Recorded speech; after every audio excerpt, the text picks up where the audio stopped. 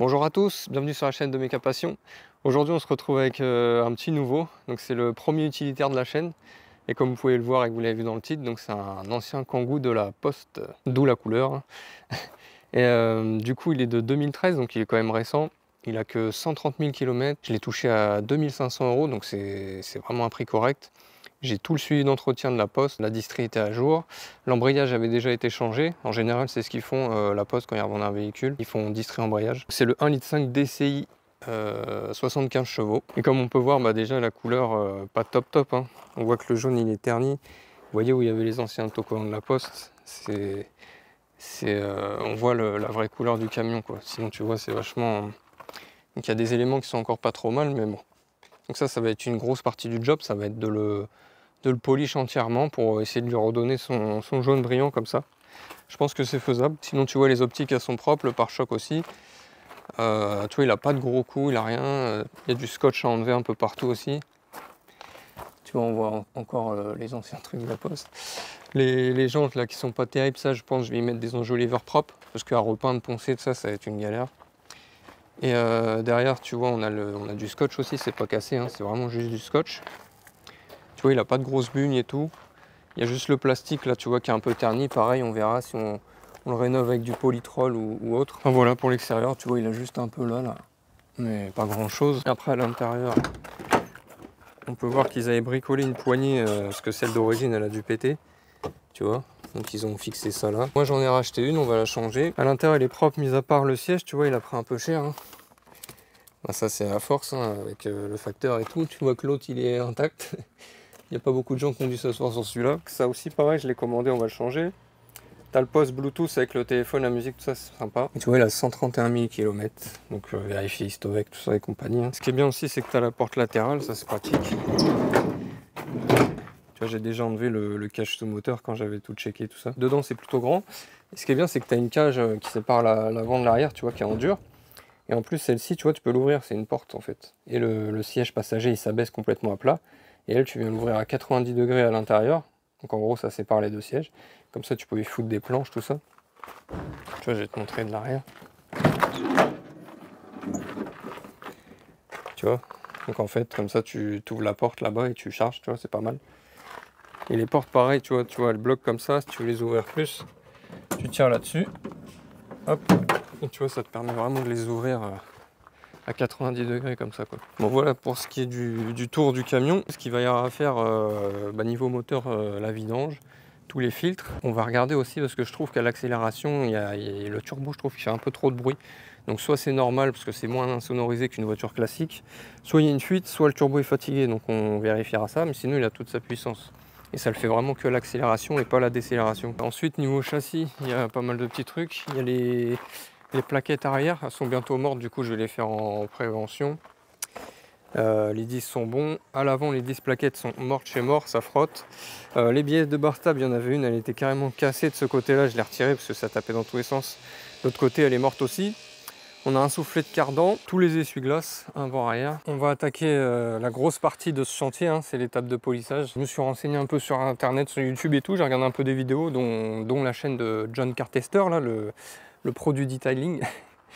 Donc voilà, j'ai un peu fait mes achats par rapport à sa vidéo, vu que j'y connais pas grand chose. Donc ça va être pour le laver, bon ça je l'avais déjà. J'ai pris la petite polisseuse qui recommande là dans sa vidéo, qui est Orbital. Donc ça permet d'éviter de faire des erreurs, on va dire, par rapport à une polisseuse fixe. Ensuite j'ai pris les polish 3M, donc ceux-là c'est les mieux, ils coûtent cher, mais bon, des fois je fais souvent des retouches et tout. Avec ça je serai tranquille. Donc j'ai pris le vert et le bleu. Normalement il y a un intermédiaire, un jaune, un moyen. Celui-là c'est vraiment celui qui va couper, qui va polish vraiment fort. Celui-là c'est celui de finition. J'ai pris les pads qui vont avec. Donc ça c'est les pads qui vont avec le vert et le bleu finition. Et dans sa vidéo il recommande plutôt, pour pas faire de conneries et aller trop fort, de prendre le gros polish vert avec le pad intermédiaire jaune. Et tu vois moi je l'ai pas pris parce que déjà ça coûte une fortune, hein. Là les deux là j'en ai pour 100 balles déjà. Les pads là c'est environ 20-25 € les deux. Et la machine là c'est 100 balles. Donc tu vois ça va vite. Bon après c'est sûr que ça va me resservir, hein, pour les prochains chantiers. Je vais du coup faire une première passe avec le gros là, en faisant attention. Et on fera la finition, voilà. pour le rendre brillant, effacer les petites micro-rayures. Première étape, on va le laver, hein, parce que avant de faire un polissage, il faut laver. Après, dans la logique, normalement, il faudrait décontaminer la carrosserie avec une barre d'argile. C'est une petite barre d'argile, en fait, avec un petit lubrifiant. En fait, on vient la passer comme ça sur toute la carrosserie, tu vois, pour enlever toutes les imperfections et éviter de faire des rayures au moment du polissage, tu vois. Mais là, vu que moi, mon but, c'est juste de leur donner sa couleur, c'est pas non plus de faire un truc nickel, comme sur une Golf GTI 7 ou 8, tu vois. On va pas faire un truc professionnel, on va juste lui redonner son éclat. Pour m'exercer, je vais commencer par l'endroit qui se voit le moins, tu vois, le toit, et on verra ce que ça donne, quoi. Bah allez, je le lave et je vous reprends juste après. Bon là, je vais vous montrer le capot, on va se faire ça là. J'ai déjà fait le toit pour m'entraîner, pour prendre la machine en main. Toi, tu as un aperçu de ce que ça donne là-bas. Franchement, ça marche super bien. Je vais vous expliquer comment on prépare ça. Moi, j'ai rien inventé, hein. Moi j'ai vu ça dans la vidéo de John Cartester. Donc là, il conseille déjà, quand le pad est neuf, d'étaler un peu de produit à la main. Avec des gants c'est mieux, mais voilà. Voilà, ça va être pour un peu humidifier le pad, tu vois.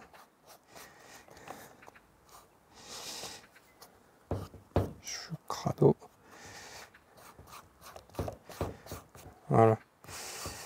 Et là, une fois que c'est comme ça, là on remet des noisettes dessus. Moi j'en mets 5 comme ça, 5 petites. Donc là je viens tapoter déjà le produit comme ça. Non, bah, je vais faire comme ça, je vais faire 1, 2, 3, voilà, dans ce sens-là. Tu vois là, le pad vert il est vraiment dur. Donc à mon avis avec celui-là, il faut faire vraiment gaffe. Donc là, une fois que le produit est étalé partiellement, je viens l'étaler à vitesse 1.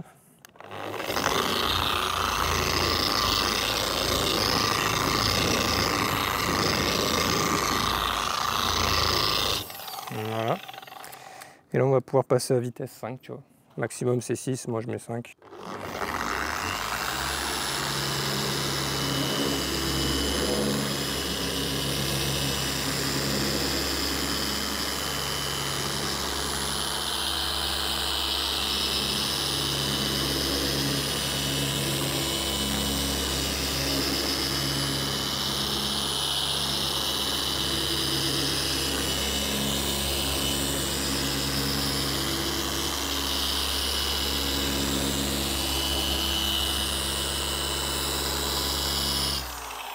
Là, tu vois, j'ai fait une passe de haut en bas, maintenant on va faire gauche à droite.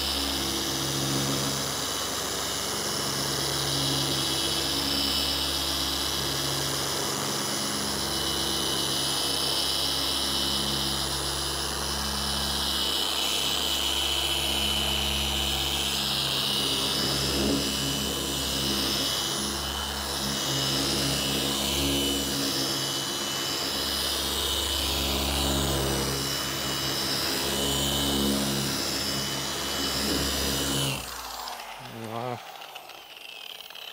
En vrai, je vous mettrai le lien de sa vidéo dans la description, il explique mieux que moi. Moi, je ne fais que recopier ce qu'il fait. Hein. Et encore, pas exactement, vu que j'ai pas fait la barre d'argile avant.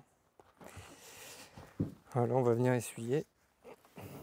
Pareil, entre deux polish différents, il faut essuyer avec de l'alcool isopropylique, l'alcool à 99% d'alcool, pour bien nettoyer le polish entre deux polish. Parce que là, si je fais mon fin, il va rester un petit peu de l'autre. Donc c'est pas bon. Mais moi, je n'ai pas d'alcool, donc tu vois, je vais juste essuyer et je vais faire au fin direct. Comme je t'ai dit, je cherche pas la perfection. Je cherche juste à ce que le jaune revienne, quoi. Voilà, je vais continuer à côté, là, etc. Je vous reprends quand c'est fini, je vous montre le résultat après même le fin. Comme tu peux voir, ça a bien marché. Hein. Ça n'a plus rien à voir. Je t'avais pas montré le toit aussi, vite fait. Je sais pas si on se rend compte avec la lumière, mais regarde l'aile. Voilà, tu vois, avant il était comme ça. Et comme ça. Parce que quand il sera entièrement fini comme ça, là, je pense qu'il va bien ressortir. Bon allez, je continue, hein. Je vous reprends quand j'ai fini, hein. Il y en a pour du temps là. Bon ça y est, j'ai enfin fini le polissage. Donc Donc là on est quelques jours après, mais tu vas voir, hein, ça change. Hein. Comme tu peux voir aussi, j'ai mis les petits enjoliveurs. Tu vois, ça finit bien. Voilà. C'est un sacré boulot. Hein. Je comprends pourquoi c'est facturé assez cher en detailing. Je crois faire un polissage en 2 passes comme ça, c'est au moins 800 balles. Hein. Voilà. Donc tu vois, le avant-après, il est quand même flagrant. Donc là encore, je te dis, il est sale parce qu'il s'est passé 2 jours depuis. Je vais le laver et je vais recevoir aussi le rénovateur plastique permanent là, que John aussi, car testeur, parle sur sa chaîne. Tu vois, pour traiter toute cette partie-là, là, qui est complètement cuite. Voilà, comme ça va bien le finir. Voilà, du coup, je vais attaquer la rénovation des plastiques arrière. Comme tu avais vu, je t'avais montré, ils étaient cramés. Là, j'avais essayé avec un pistolet air chaud là, mais ça c'est pas top. Hein, tu vois, le résultat est pas ouf. Donc on va faire ça, tu vois, histoire que ça revienne comme ça un peu partout. Donc là je vais déjà faire l'arrière. Après on verra si je fais ici, tu vois, parce que là c'est pas trop mal en vérité. Je vais le faire avec ce produit là. C'est un rénovateur plastique mais permanent. Donc en gros il faut nettoyer la surface. Après faut appliquer le produit. Il faut laisser 7 jours le temps qu'il s'imprègne. Faut pas qu'il pleuve, etc. Faut faire gaffe. Et en gros après il se fixe dans le plastique et ça dure, c'est censé être permanent quoi. Donc on va tester. Je sais que le résultat immédiat il est bien, donc après on verra ça dure dans le temps, 1 an, 2 ans, 3 ans, etc. En gros voilà, c'est une petite fiole comme ça avec des petits applicateurs. Ça vaut 30 balles, donc tu vois quand même c'est pas donné. Mais bon, si ça fonctionne bien, c'est pas si cher que ça au final. Bah allez, je vous fais un avant-après, tu vois là c'est comme ça. C'est tout cramé par le soleil. Et je vous reprends quand j'ai fini. Finalement j'avais un peu peur de pas avoir assez, parce que comme tu as vu la fiole elle est petite, hein, ça fait que 15 ml. Mais au final le produit s'étale bien et tout. Donc j'ai pu faire déjà l'arrière et au final j'ai fait toutes les parties plastiques, mis à part les rétros. J'ai fait les baguettes, les poignées, tout ça. Même le gros pare-choc avant là. Il m'en manquait un peu vers la fin. J'ai essayé de reprendre tous les chiffons, d'aller jusqu'au bout du truc. J'ai réussi à le finir. Mais bon voilà, je vais te montrer. Du coup j'ai même fait là au-dessus. Voilà ce que ça donne. Hein. Là tu vois j'ai essuyé le produit. Bah ouais ça paraît miraculeux. Hein. Donc après on verra si ça tient. En fait c'est juste ça. Parce que moi je peux avoir le même résultat avec de la vieille huile de vidange, je te l'étale, ça fait ça. Hein. Et ça tient 1 semaine, 2 semaines. Tu vois comme c'est propre. Je vais te montrer les baguettes. Voilà, j'ai même fait les poignées. J'ai même fait le pare-choc avant, du coup il m'en restait. Tu vois, ça ressort bien neuf. On dirait il est neuf le camion là. Bon, allez, on va virer cette poignée de la mort là. Qui va me rester dans les pattes.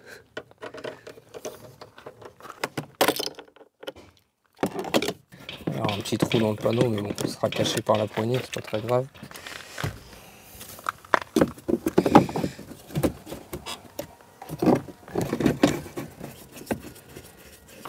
Ça a l'air d'aller.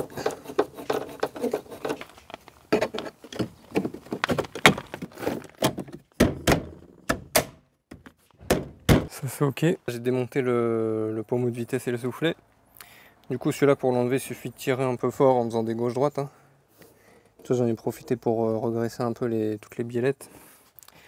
Voilà, j'ai installé le nouveau soufflet, du coup il faut récupérer l'ancien support. Pour que ça fasse bien propre comme ça et que t'aies pas le soufflet là qui arrive dégueu. En fait il faut que tu mettes ton pommeau avant de fixer ça. Comme à l'origine quoi, tu le rentres et il y a une rainure fait exprès, tu viens mettre un circlips comme ça. Tu vois comme ça fait une espèce d'ourlet quoi. Puis ça finit bien. Voilà, une fois monté ça donne ça. Qui doit être un peu plus grand que celui d'origine parce qu'il y a un peu plus de bourrelet on va dire. Mais bon, principal c'est que justement il soit pas trop court pour pas que ça freine le levier. J'ai changé les essuie-glaces avant-arrière vite fait. Et bah là on va commencer la vidange. Hein.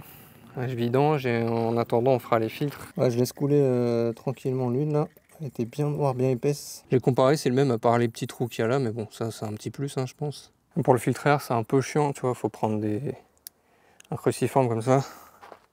T'as pas la place pour un tournevis.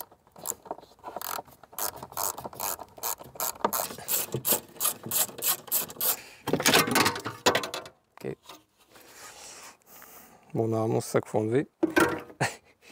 Voilà, bah là on est bien mon pote. Bah voilà, lui il sort comme ça. Oh putain c'est sale. Regarde un peu l'état du truc. Encore ça c'est le pré-filtre. Heureusement. Ok, bah je crois que j'ai trouvé mon bruit de fuite d'air. C'est une bonne nouvelle. Regarde. Voilà. Juste après le débitmètre en plus, donc c'est pour ça que des fois aussi il avait un petit peu des à-coups. Là je vais démonter celle qui a changé et après on se fera aussi un nettoyage de la vanne EGR. Moi je pensais que c'était le turbo qui était fatigué, mais non, vous voyez, du coup c'est ça. Donc je suis plutôt content. En plus elle est pétée à deux endroits différents, tu vois, ici et là. Tu m'étonnes que ça sifflait le machin. Non mais je suis archi content en vrai, au moins on a trouvé la panne du turbo quoi. C'est pas le turbo en lui-même. Bon je vais continuer par là. On va enlever la vanne EGR qui est juste là. Ça c'est l'électrovanne de turbo. C'est elle qui agit sur la wastegate du turbo pour la pression, tout ça. Donc si un jour t'as plus de puissance, quand t'entends plus ton turbo, ça vient sûrement d'elle. J'ai démonté la vanne EGR, je sais pas si on va bien voir. Ouais tu vois c'est un peu noir mais ça va quoi. Moi je vais la nettoyer et je vous remontre après. Donc, tu vois c'est beaucoup mieux qu'avant. Bon, après elle était pas hyper crade. Voilà je vais remettre le filtre à air. Du coup j'ai passé un coup d'aspi à l'intérieur, c'est nickel. Pas de ce sens.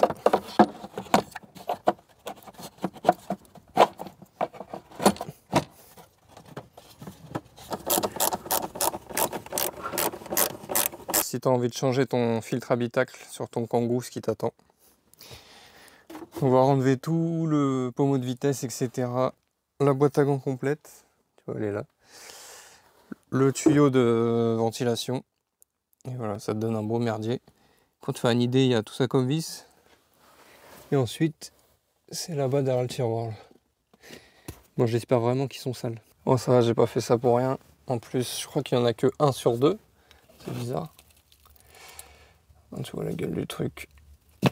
Bon, il y en avait bien 2, par contre, il manquait la petite réglette. Normalement, il y a une petite réglette noire, apparemment, qui les tient comme ça ensemble. Donc, on va voir. Ça, c'est les nouveaux.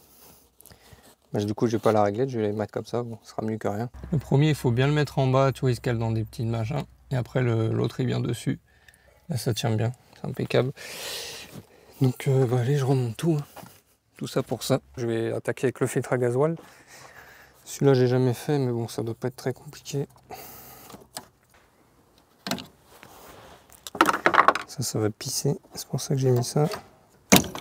Ça y est.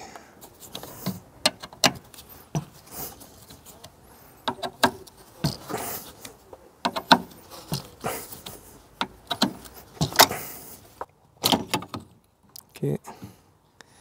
Là, c'est rempli de gasoil. Bon, ça y est, l'ancien filtre, il est là. Donc, tu vois, il est bien crado. Et en fait, j'ai bugué parce que les nouveaux filtres, c'est des trucs adaptables, c'est pas les mêmes. Donc, tu vois, l'ancien, il est là avec sa petite coque en métal. Et en fait, le nouveau, c'est un truc différent. Il faut mettre une pièce au fond qui est vissée à celle-ci. Mais voilà, il t'explique ça dans le plan du filtre Purflux, là. Donc là, c'est bon. Et après, il y a juste à remettre le couvercle et on est bien. Bon, voilà, le filtre à gasoil est changé. C'est impeccable. J'y mets de la 540 chez l'Ultra, c'est ce que je mets tout le temps. Je vais mettre plusieurs fois le contact pour purger l'arrivée de gasoil, là. Pour enlever les bulles d'air, tout ça. Puis on va démarrer. Ouais, je l'entends circuler là. Quart de tour.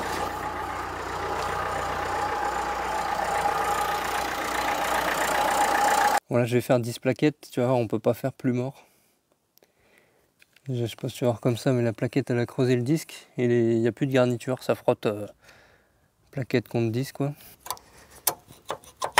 Ah. Regarde. Voilà, tu vois les rivets. Voilà, là c'est carrément le métal qui venait freiner quoi, sur le disque. Je la garde en souvenir presque. Et là c'est carrément le rivet qui est venu creuser le disque.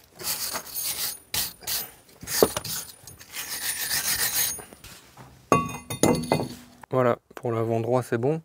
Du coup j'ai fini de remonter 10 plaquettes, tout ça avec la petite graisse cuivrée qui va bien. J'ai mis la biellette de bar stable qui manquait. Donc voilà, pour l'avant droite c'est bon. Du coup je te montre le côté gauche. Donc même chose, hein, 10 plaquettes. La petite biellette de bar stable. Et de ce côté-là en prime, il y avait un soufflet de cardan à faire. Donc c'était un peu une galère hein, pour là vu que j'ai pris un soufflet rigide, je pouvais pas le rentrer avec un cône. Du coup j'ai dû virer la tête de cardan, donc ça faut taper dessus comme un abruti jusqu'à temps que ça sorte. Là tout est bon, on va pouvoir faire les plaquettes arrière. Bon voilà, j'ai repoussé le piston, j'ai pas filmé parce que c'est un peu chiant. Mais tu vois, c'est avec ça, et en gros, tu vois, ça tourne et en même temps ça pousse. Ouais, t'es obligé de faire comme ça, tu peux pas le pousser juste avec un sergent. J'ai remis les plaquettes neuves.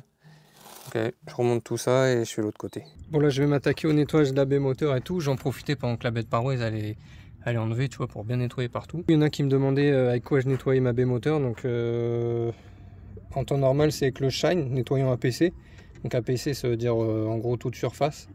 Dosé à 25%, tu vois, ça c'est costaud. Pour toute la partie moteur, les intérieurs de porte, etc. Et si vraiment c'est de la crasse que j'arrive pas à enlever, même avec celui-là, je prends le nettoyant jante soft de chez Shine. Ça c'est vraiment agressif, ça fait le boulot.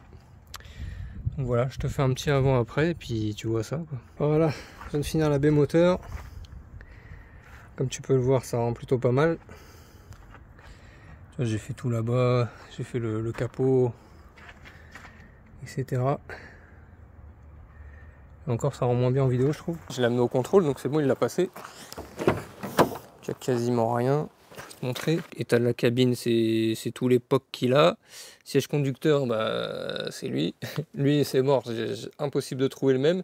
J'en avais trouvé un dans le nord, mais le mec il veut pas me l'envoyer, il dit que c'est trop compliqué, donc tant pis, je vais laisser comme ça. Après, garde-boue, parce que l'avant-droit il est un peu pété. Et au trouvant, détérioration arrière, c'est pareil, c'est le POC qu'il y a derrière. Et voilà quoi, c'est tout. Impeccable. Voilà, donc si la vidéo t'a plu, n'hésite pas à mettre un petit j'aime, un petit commentaire, à t'abonner à la chaîne, ça fait plaisir. Et je te retrouve pour une prochaine vidéo. Allez, ciao, bye.